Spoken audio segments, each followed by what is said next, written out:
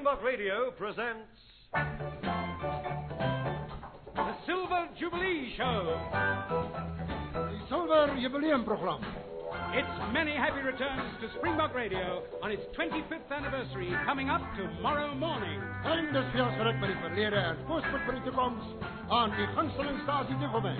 25 years of brighter broadcasting behind us and a wonderful future ahead of us. So join us now, and for the next 2 hours you can enjoy looking back with us. Enjoy the voices, the music and the programs of the past. In fact, everything that made Springbok Radio your station for brighter broadcasting.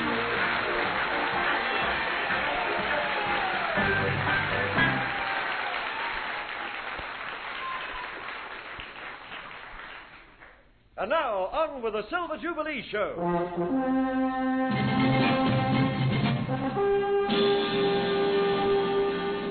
We present, entirely unsponsored for this special edition, Deadline Monday Night, May the 1st, 1950.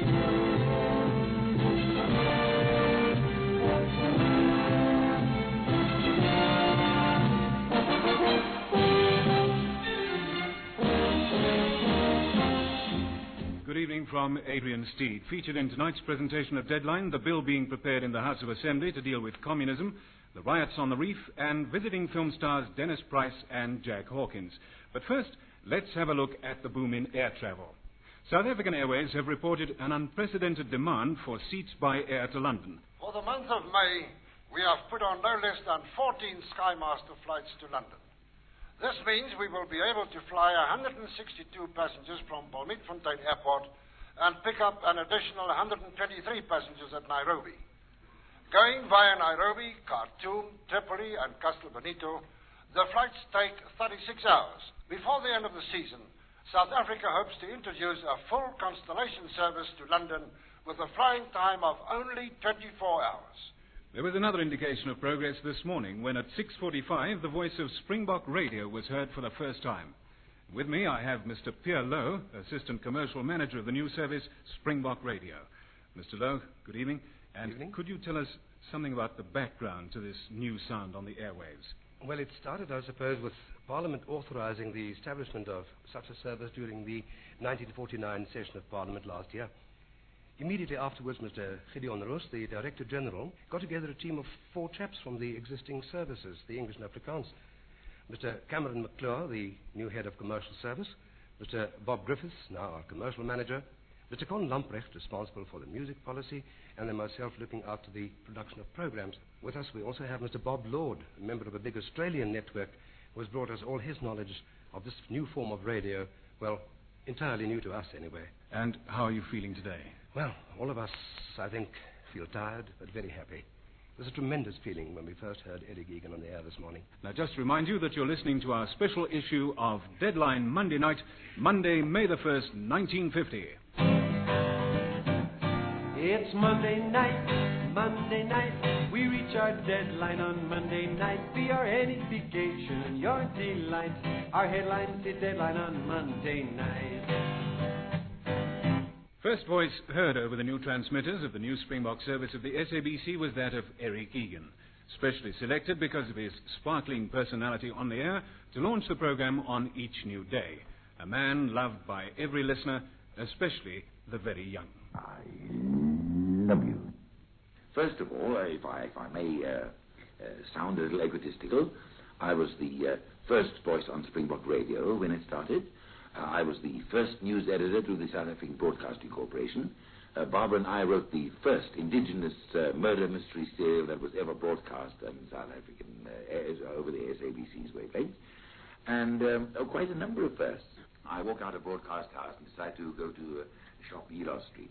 And on the way there, I suppose I pass about 6 or 7 blocks, and I'm stopped at least 4 or 5 times by perfect strangers who come up to me and say, hello, Eric, look, I've got a good corny crack for you. And 9 times out of 10, A, I can't tell it because it's not quite nice, or B, I've heard the thing before. I am the only ukulele player in South Africa who has played ukulele solos accompanied by the Cape Town Orchestra, the Cape Town Symphony Orchestra, conductor William J. Pickrell. Now, put that in your orange and suck it. I played Rubinstein's Melody in F. But a little secret, I played it in G because it's easier. My favorite song that I always sing whenever we go on long holiday trips and I'm sitting in the car driving along, what do I say? I'll be loving you always with a love that's true always. That was the first man on the air for Springbok Radio today, May the 1st, 1950. But who was the first lady, and what did she feel like? Sheila Raymond-Jones. It was the first sponsored program to take the air at 9 o'clock on that chilly May morning. It was Sunbeam Time, a program of listeners' memories and music. 4 discs and the memories these conjured up. You know, a sort of romantic yet poignant, nostalgic program with a lot of love, a good many laughs, and, of course, some tears. It was very popular. Sunbeam Time was on the air 5 days a week, Monday to Friday, for 3 1/4 years. And during this time, I made many radio friends and correspondents. Oh, one lady in particular, Mrs. Doreen Ivy of Donato in the Transvaal, who was one of our first prize winners for her program in Sunbeam Time, has kept in touch with me every Easter and every Christmas for 25 years. And yet, we've never, ever met. That's the wonderful thing about radio friendship. It lasts. Well, we've got another Springbok voice for you to meet in our special deadline program, so over to Dana Nihas. Voor André Brink beteken die verjaardagfeestvierings van Springbok Radio bijzonder baie. Hy en sy versoekprogram, André se keuse, het 25 jaar lang saamgestap. André, hoe voel jy vanaand? Vanaand voel ek baie trots daarop dat ook ek die kans gegee word om op Springbok Radio met sy 25ste verjaardag vir hom geluk te wens. Die trots en dankbaarheid spruit voort uit die feit dat het in September ook 25 jaar sal wees dat ek op 'n Sondagmôre op Springbok Radio uitsaai. Aanvanklik was my program net 'n halfuur lank. Dit het kort gerek totdat dit 'n aantal jare al 4 uur lank duur. In hierdie tydperk het luisteraars gekom en gegaan. Vir luisteraars wat ek met hul eerste verjaardag geluk gewens het ek al goeie wense uitgesaai met die herdenking van hulle huwelik. U sal dus verstaan dat ek baie bly is om nou vir Springbok Radio te kan gelukwens met sy 25-jarige bestaan. Baie dankie, André Brink. Dit was goed om jou te ken en nog steeds Sondagoggende na jou te luister. Well, I think that just about wraps up Springbok Radio in Deadline Monday night. Monday, May the 1st, 1950, our first day on the air.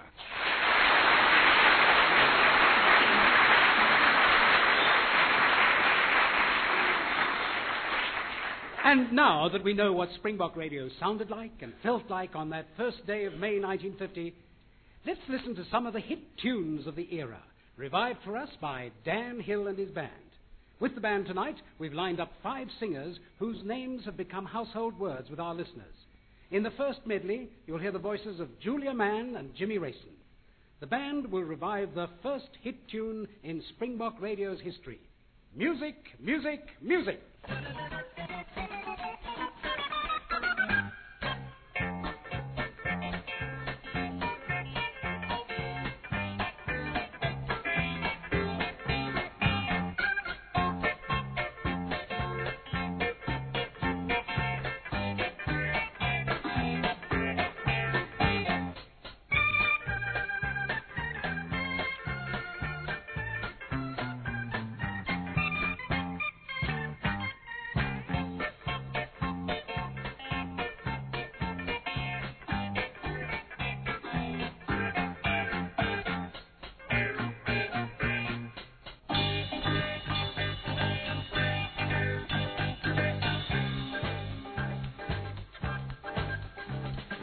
Bokkie, jy moet nou huis toe gaan.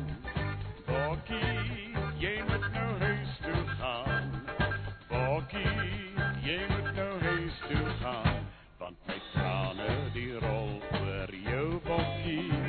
My trane die rol oor jou bokkie. Daar waar die son en die maan ondergaan. Bokkie, jy moet huis toe gaan.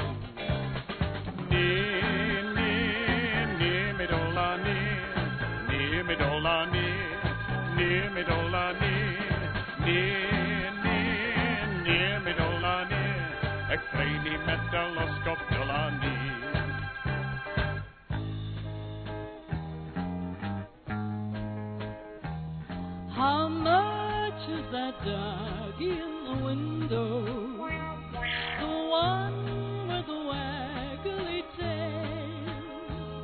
How much is that doggy in the window? I do hope that doggy's for sale. I must take a trip to California and leave my poor sweetheart alone.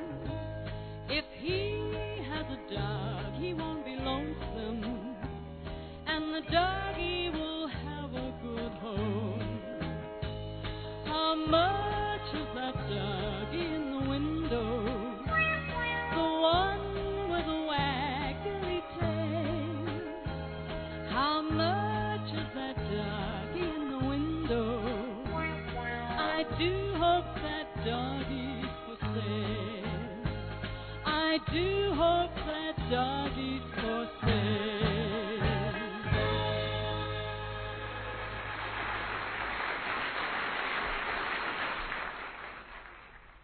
Hello, this is Clark McKay on our 25th anniversary. Who's that? Hello? Is that John Walker? Yes, me. Hey, I know the reason why you're calling me, and if you're getting me clearly on this long-distance call, let me say right at the beginning that I want to wish you all a very happy 25th anniversary, Clark. Thank you very much, John, and we wish you a very happy anniversary. You're part of our show. You realize that. Well, yes, as an old establishment member, I was going to send a special telegram over, but this will take its place adequately. And, I imagine you'll all be having a party, and I shall have a beer for you. Johnny, we do miss you, and we wish you were here to celebrate in actual physical fact. But why don't you tell the folks listening in to us right now about some of your happy memories with Springbok Radio over the years? Well, Clark, how much time have we got? Oh, about 3 or 4 minutes. To cover 20 years. Memory and mind's eye, so to speak, arriving on the second last of the flying boat services from Egypt to Dam in 1950, just after Springbok opened. I don't know whether too many people remember the old international flying boat at Dam. And staying at the old colonial pub, the Carlton, that used to be in Eloff Street, remember? I remember it very well. Well, I was met by such people as Norman Fulmer, who was Deputy Director General, and Bob Lord. Bob was there. And also my dear old friend Van van der Walt, the Secretary, and they took me straight to the Carlton, and that was quite an exciting moment for me to actually, after 8 or 9 days of flying out of Sydney in those old days. But, of course, I can go back to establishment programs of quiz nature, disc jockey nature, and the packages we made with various people. The shows I did, like Give It a Go, traveling all about the countryside, meeting people in all the major cities. Quiz Kids with Henry Howell as question master, and after that, Philip Birkinshaw.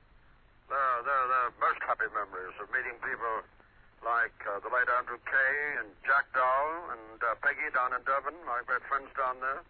John Stanley, when he came into the picture, is now running his own production house in Johannesburg. In Los Angeles recently, Clark. Yes. And the thousands of stations over there and the hundreds of radio stations in Australia, you know, the open telephone line programming is very big. And that is something we invented in Johannesburg at Christmas time in 1950.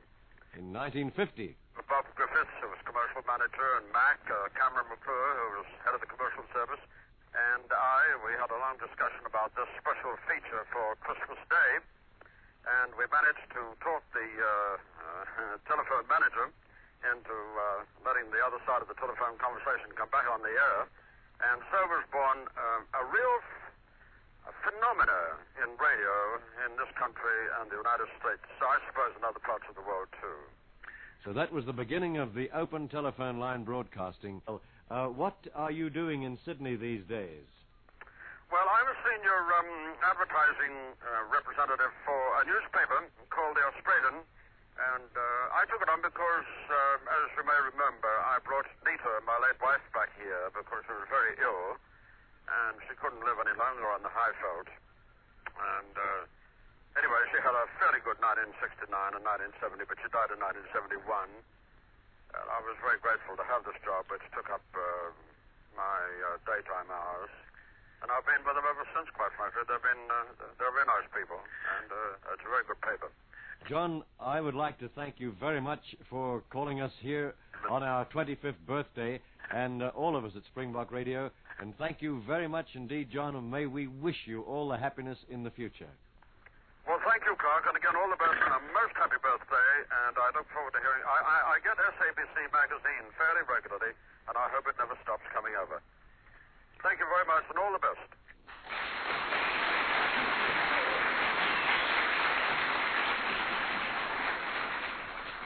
Not only was the open telephone line broadcast something new to South Africa, but a new style of comedy program evolved on Springbok Radio. And who better than Ken Taylor to tell us about the joys and sorrows of the population of that fictitious village somewhere in South Africa, Witblitz. Come in, Ken, and tell us all about it.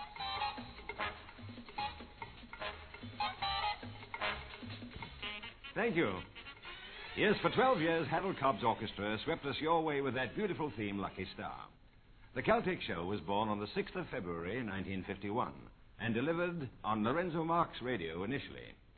Foundation members were Leslie Richfield, Gabriel Bayman, Jeffrey Slaymaker, Bill Perrin, Molly Thompson, and myself.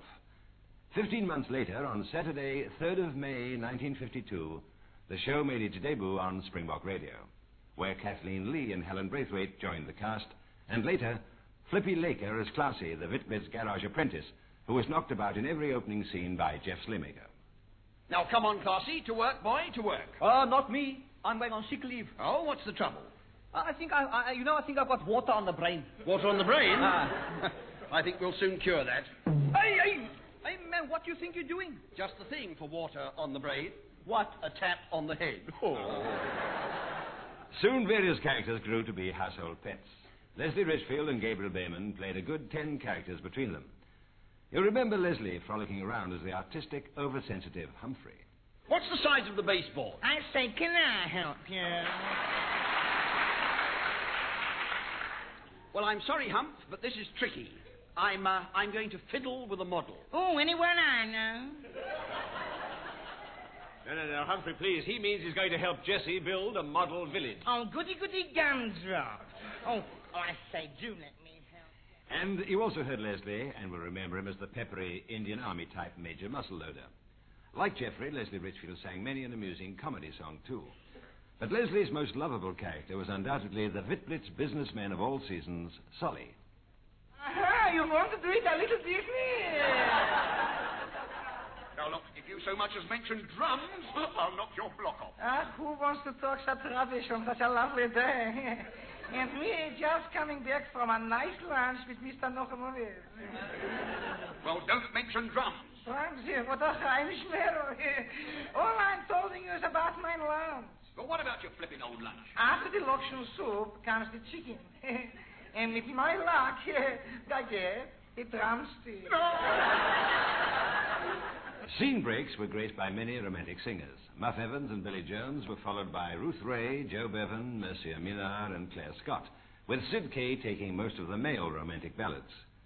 Gabriel Bayman specialized in the country's dialects. He was Isaac, the quick-witted, light-fingered shirkwork. Hey, das Wasserpreps got a job for Isaac Preps of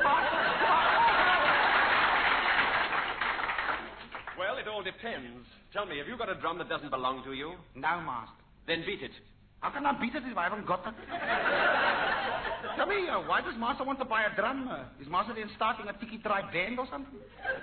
Do I look like a man who conducts a tiki-dry band? No. Master looked more like the stick that the man conducted with.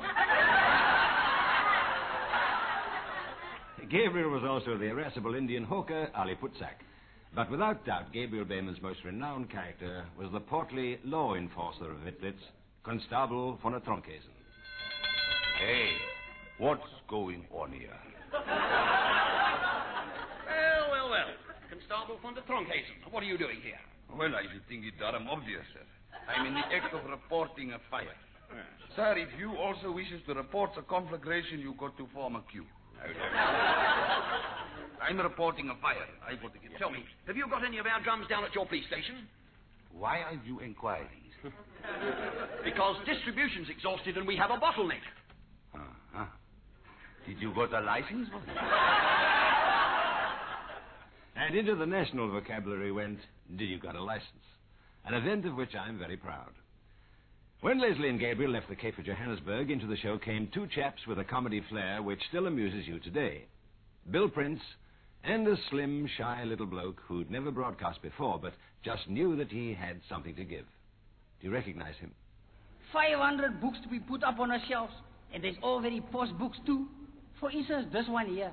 This one is Treasure Island by Robert Lousie Stevenson. Then we got here Jock of the Bushyacht and Contiki Expedition and Robinson Crusoe. Now, there's a lekker boek day. It's all about the old get deserted on a wrecked island. Yes, dear old Pip Friedman, who now has a Saturday morning show all his own. So that was it. Lots of hard work, far exceeded by the hours of fun we all had. And no writer-producer could ever receive greater loyalty and application from a more dedicated cast. Who knows? Perhaps I can now dust off the jokes and use them again.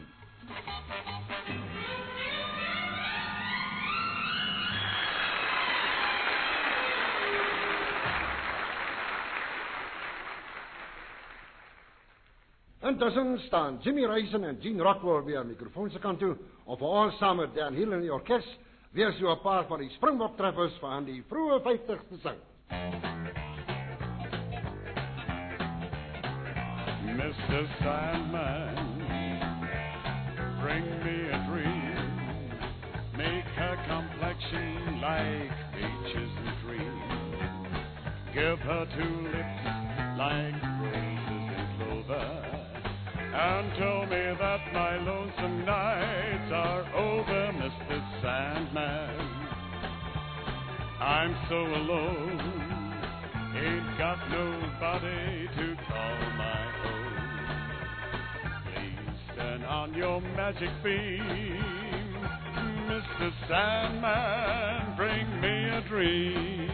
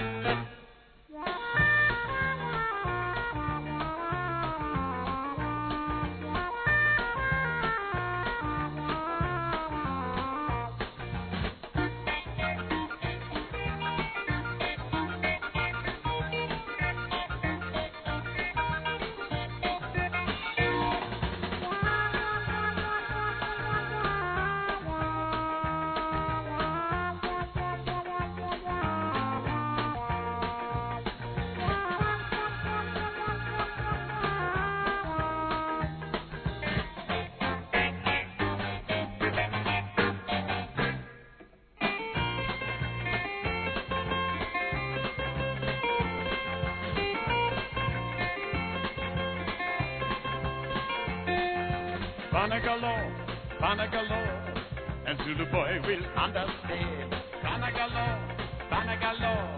that magic word from Zulu land. Jim, shine your furniture. Oh, Jim, shine your furniture. Papa, no dase, renote.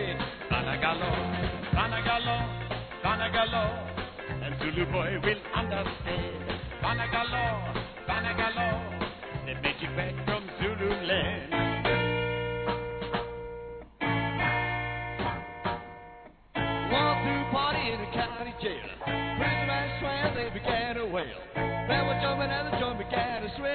Should have heard him knock that jail first thing, let's ride.